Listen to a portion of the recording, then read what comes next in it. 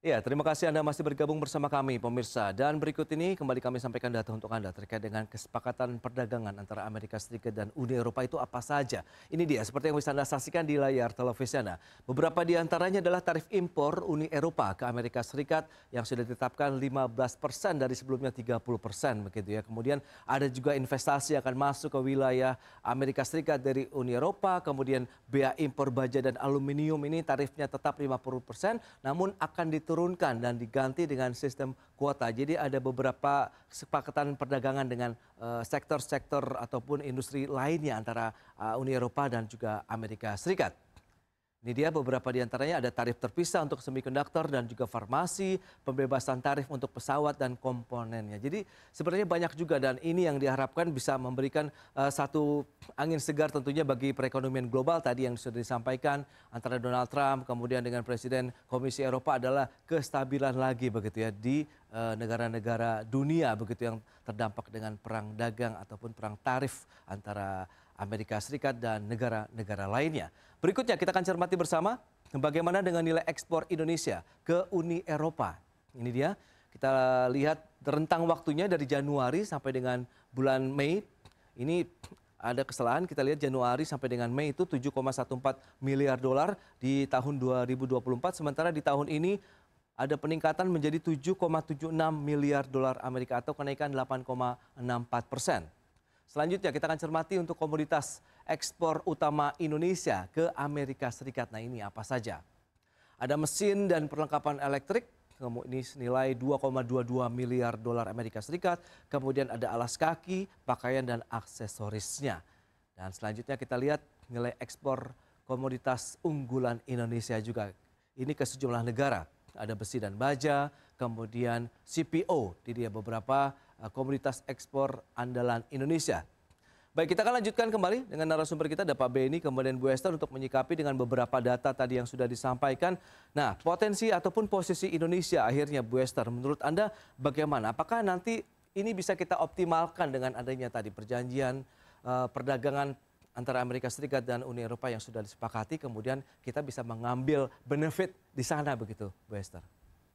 Iya, terima kasih Mas Pras. Ini pertanyaan yang sangat menarik menurut saya ya. Jadi, apakah kita bisa memanfaatkan ya momentum ini? Ya, Tentu saja kita bisa memanfaatkan jika kita persiapkan dengan benar.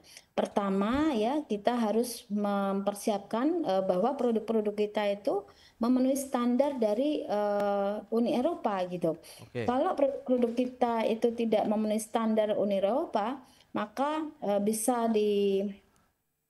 nyatakan bahwa kita tidak bisa memanfaatkan karena kita tidak bisa masuk ya produk Indonesia ke Amerika. Makanya itu kita harus menyamakan ya standar produk kita dengan standar Uni Eropa.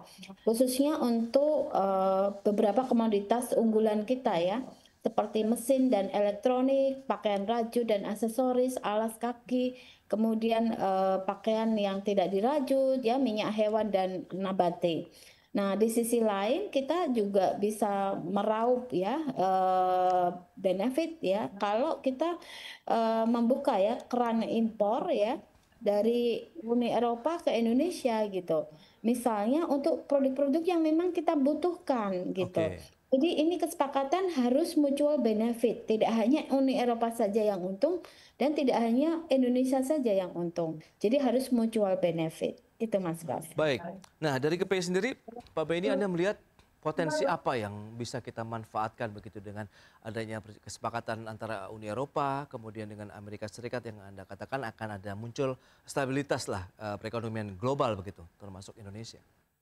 Ya, kita harus mempelajari supply chain Hmm, barang ya. Artinya kita kan nggak semua bikin sendiri. oke. Eropa juga tidak semua bikin sendiri. Ya, Ada beberapa kan ini kan konsep global sourcing untuk sales lokal. Jadi tentu saling membutuhkan. Nah, kalau udah seperti Uni Eropa ya invest di Amerika itu artinya dia menginvest sesuatu yang mendekati dari kebutuhan oleh industri di Amerika atau masyarakat di Amerika. Jadi kita pun juga harus bisa seperti Ibu katakan tadi, kita harus bisa menyesuaikan karena non tarif measure-nya juga masih harus kita perhatikan. non tarif measure misalnya untuk produk-produk kayu itu harusnya kita harus punya kesepakatan mengenai peta hutan di Indonesia karena dia tidak mau menerima kayu yang hutannya ditebang lah gitu. Nah, lalu ada beberapa hal green energy misalnya kita juga harus siapkan. Oke. Ya, nanti itu dunia atau Eropa khususnya akan membeli barang yang diproduk oleh green energy bukan batu bara energi gitu loh. Jadi Oke. hal-hal ini kita juga harus teliti sekali ya. Jadi beberapa non tarif measure masih beberapa hal yang banyak mengenai kandungan kimia, kandungan pestisida itu juga harus kita perhatikan.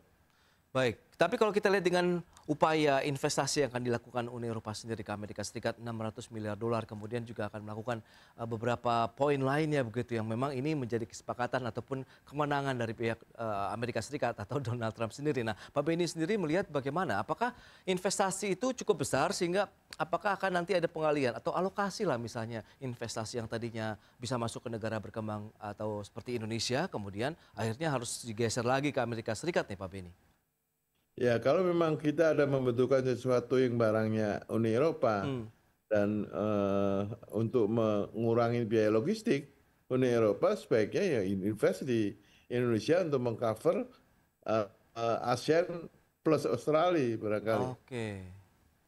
Baik, baik. Nah, Bu Esther sendiri melihat bagaimana potensi-potensi seperti ini begitu bahwa kita tahu ada IU CEPA, kemudian perjanjian dengan Amerika Serikat sendiri pun kita sudah deal begitu 19% ya dari sebelumnya 32%.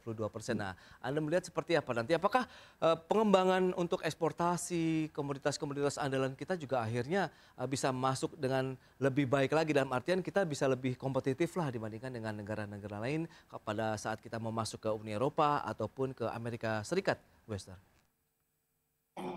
Sekali lagi, kita bisa memanfaatkan momentum ini kalau kita persiapkan dengan baik. Oke. Artinya, standar produk itu harus sesuai standar dengan Amerika maupun dengan Uni Eropa ya. Contoh misalnya tadi sudah dikatakan Pak Beni ya, bahwa ada produk-produk yang memang traceability-nya itu harus jelas gitu ya. Oke. Misalnya produk kayu, produk komoditas pertanian, kokoa, kopi dan seterusnya itu traceability-nya itu harus jelas. Artinya tidak berasal dari hutan-hutan misalnya yang ditebang gitu ya. Kemudian untuk waktu penanamannya itu menggunakan oleh pupuk hijau bukan pupuk kimia dan seterusnya ya.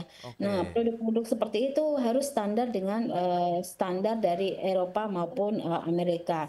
Karena kan mereka untuk komoditas pertanian mereka sudah punya yang namanya certification ya.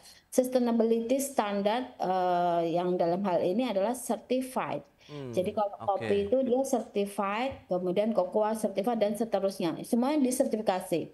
Nah, kalau kita bisa mempersiapkan itu dengan benar, dengan baik, maka produk kita bisa penetrasi pasar ke Uni Eropa maupun Amerika gitu. Nah, namun Oke. kalau kita tidak bisa memenuhi standar, goodbye gitu ya. Jadi Oke, ini nah ya. yang harus kita persiapkan dengan baik. Oke, nah standarisasi dan kemampuan dari para pelaku ekspor di Indonesia untuk bisa memenuhi standar tadi dari Amerika Serikat maupun Eropa. Tahan dulu Pak Beni jawabannya, kita akan jeda dulu sebentar ya. Dan pemirsa, kami akan segera kembali usai pariwara berikut ini.